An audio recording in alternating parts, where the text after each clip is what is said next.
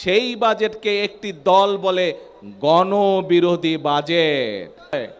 আমি সিলেটের পবিত্র মাটি থেকে সেই প্রচার অভিযান কাজ শুরু করেছিলাম এবং সেই দিনে সিলেটের জনসভা শেষ করে আমি হবিগঞ্জে যখন জনসভা করছি সেই সময় আমি হবিগঞ্জের জনসভার মঞ্চ থেকে বলেছিলাম যে বিএনপি যদি সরকার গঠন করতে সক্ষম হয় ইনশাল্লাহ, তাহলে আমরা আমাদের চা বাগান শ্রমিকে যে সকল মায়েরা কাজ করে তাদের জন্য আমরা ফ্যামিলি কার্ড দেব। আজকে আল্লাহর কাছে আমি হাজারো শুকরিয়া জানাই, লক্ষ শুকরিয়া জানাই যে আল্লাহ আমাকে সেই তৌফিক দিয়েছেন আজকে যে আমি আমার কথা আজকে রাখতে পেরেছি।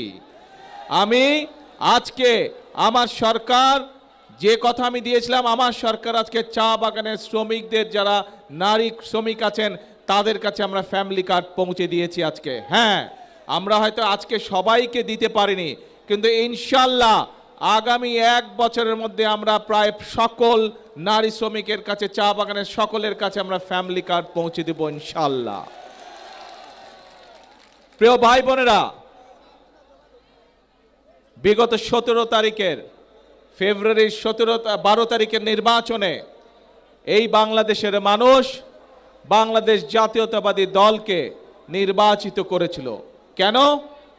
কারণ আমরা সেই সময় মানুষকে বলেছিলাম যে আপনারা যদি আমাদেরকে নির্বাচিত করেন আমরা জনগণের জন্য কাজ করব।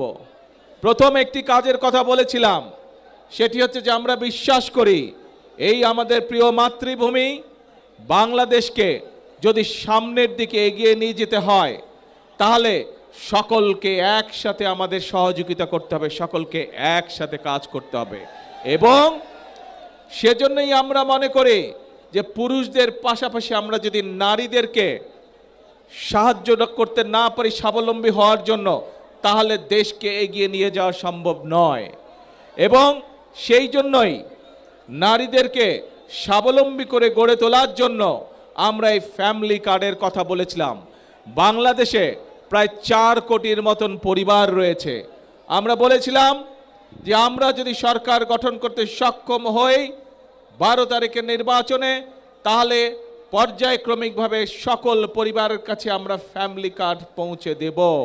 বিশেষ করে নারী প্রধানদের কাছে, পরিবারের যে নারী প্রধান তার কাছে আমরা নির্বাচন হওয়ার সাথে সাথে 1 মাসেরও কম সময়ের ভিতরে আমরা আমাদের এই প্রতিশ্রুতি বাস্তবায়নের কাজ শুরু করেছিলাম।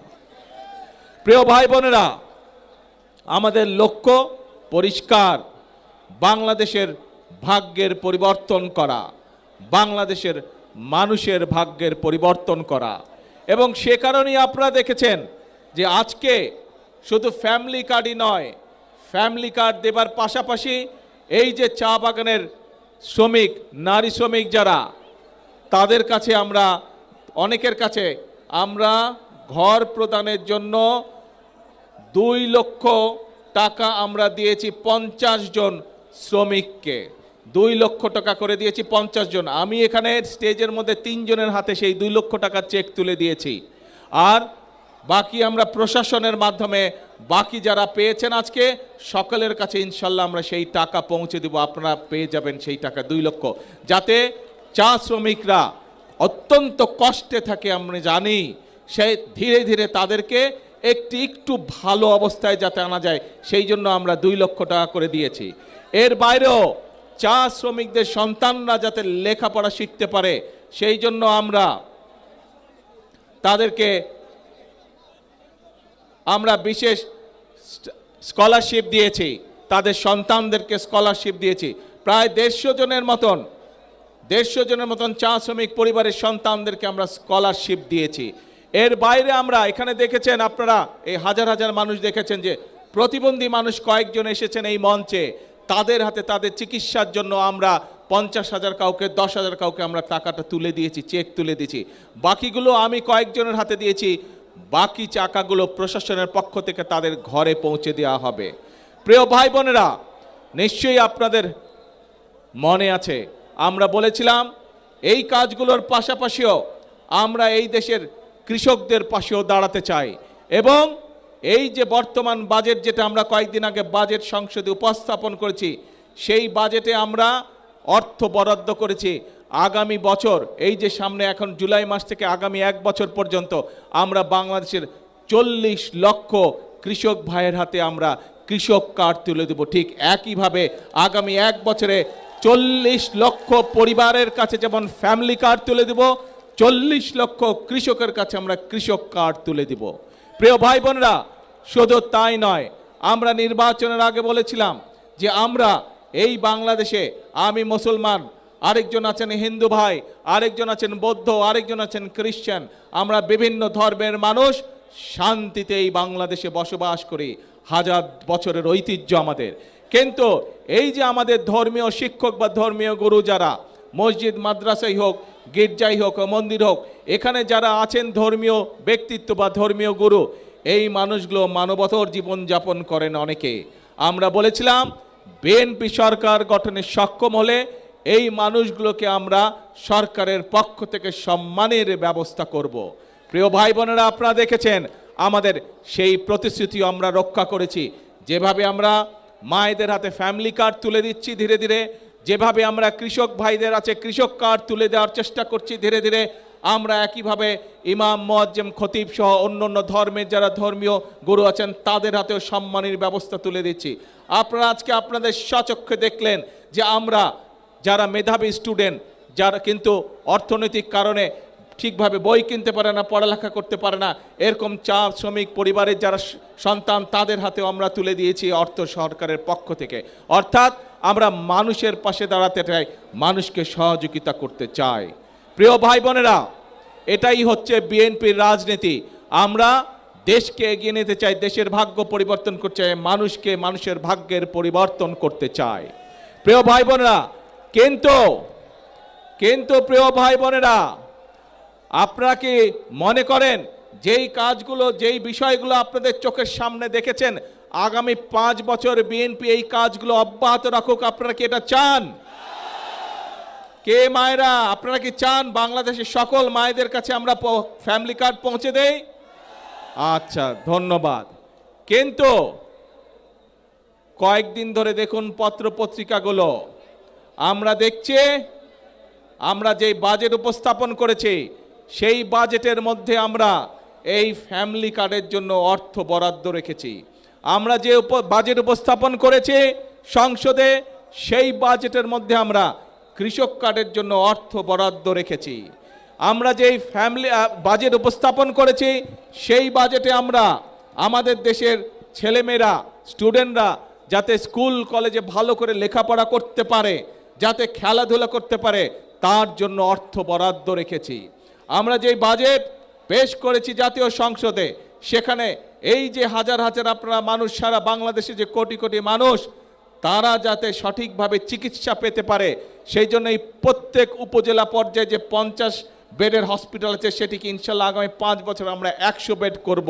তার জন্য আমরা অর্থ বরাদ্দ রেখেছি, যাতে করে এলাকার মানুষ, উপজেলার মানুষ, গ্রামের মানুষ স্বাস্থ্য সেবা পেতে পারে, মিনিমাম স্বাস্থ্য সেবা পেতে পারে অন্তত। কিন্তু বাজেটের পরে নিশ্চয়ই আপনারা দেখেছেন যেই বাজেটে আমরা সাধারণ মানুষ, খেটে খাওয়া মানুষের জন্য অর্থ বরাদ্দ রেখেছি, অনেকে বলেছে সেই বাজেট বলে তারা মানে না। দেখেছেন না পত্রিকায়, সংবাদে? আবার অনেকে বলেছে যেই বাজেটে আমরা মায়েদের জন্য ফ্যামিলি কার্ডের বড় অর্থ বরাদ্দ রেখেছি, কৃষকদের জন্য কৃষি কার্ডের বরাদ্দ রেখেছি, প্রতিবন্ধী মানুষ, শিক্ষার্থীদের জন্য অর্থ বরাদ্দ রেখেছি, যেই বাজেটে আমরা মানুষের স্বাস্থ্য সুবিধার জন্য অর্থ বরাদ্দ রেখেছি, সেই বাজেট নাকি চানাচুরের মতন। শুনেছেন এই কথা? কিছু কিছু লোক বলেছে।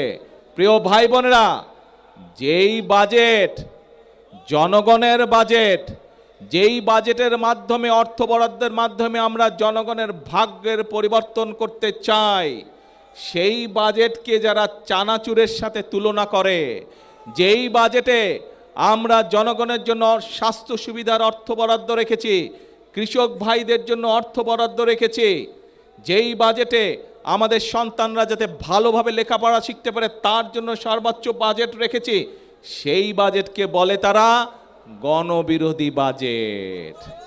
দেখেছেন না? তাহলে প্রিয় ভাই বোনেরা, আমরা যাতে এই দেশের যারা শিল্পোদ্যোক্তা আছে, যারা মিল ফ্যাক্টরি তৈরি করতে পারে, তার ফলে আমাদের বেকারদের কর্মসংস্থানের ব্যবস্থা করতে পারে, সেই জন্য এই দেশে বাংলাদেশে যে সকল দ্রব্য তৈরি হয়, একই দ্রব্য কেউ যদি বিদেশ থেকে আমদানি করে তার উপরে আমরা শুল্ক বাড়িয়ে দিয়েছি, যাতে করে বাংলাদেশের মিল কলকারখানাগুলো রক্ষা পায়, যাতে করে সেই মিল কারখানাগুলো যদি চলে তাহলে আমাদের ছেলেমেয়েরা সেখানে চাকরি বাকরি করতে পারবে। একই জিনিস যদি বিদেশ থেকে আসে তখন আমাদের মিল কারখানা চলবে? বন্ধ হয়ে যাবে। সেই জন্য আমাদের মিল কারখানাগুলোকে আমরা প্রোটেকশন দিয়েছি, সেই ব্যবস্থা আমরা এই বাজেটের মধ্যে রেখেছি। প্রিয় ভাই বোনেরা, আমরা এই বাজেটের মধ্যে অর্থ বরাদ্দ রেখেছি এবং একই সাথে বিভিন্ন নিত্য প্রয়োজনীয় দ্রব্য, চাল, ডাল, তেল, নুন, চিনি, এই সবের উপরে যে শুল্ক আগে ছিল, সেই শুল্ক আমরা যে ট্যাক্স ছিল সেই ট্যাক্সও আমরা উঠিয়ে নিয়েছি, যাতে জিনিসের দাম না বাড়ে। জনগণের কথা চিন্তা করে আমরা 60টি নিত্য প্রয়োজনীয় দ্রব্যের উপর থেকে আমরা শুল্ক প্রত্যাহার করে নিয়েছি এই বাজেটে। এখন প্রিয় ভাই বোনেরা, যেই বাজেটে 60টি পণ্যের উপর থেকে শুল্ক প্রত্যাহার করে না হয়, সেই বাজেটকে একটি দল বলে গণবিরোধী বাজেট। এখন জনগণের জন্য যেই বাজেটে সকল ব্যবস্থা রেখেছি, সেই বাজেটকে যারা গণবিরোধী বলে, তারা কি কখনো জনগণের বন্ধু হতে পারে? তারা কখনো জনগণের বন্ধু হতে পারে না প্রিয় ভাই বোনেরা।